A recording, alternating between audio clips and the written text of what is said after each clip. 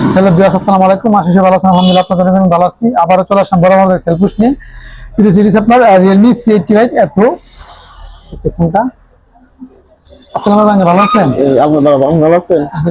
ভাষা কোন জায়গা? আউলিয়া বাজার। আমার কাছে ফোনটা নিলেন কিস্তির মাধ্যমে নাকি? জি, কিস্তির মাধ্যমে। কয় মাসে কিস্তি দিয়েছেন? 6 মাসে। 6 মাসে। আসলে দাম কত দিচ্ছেন?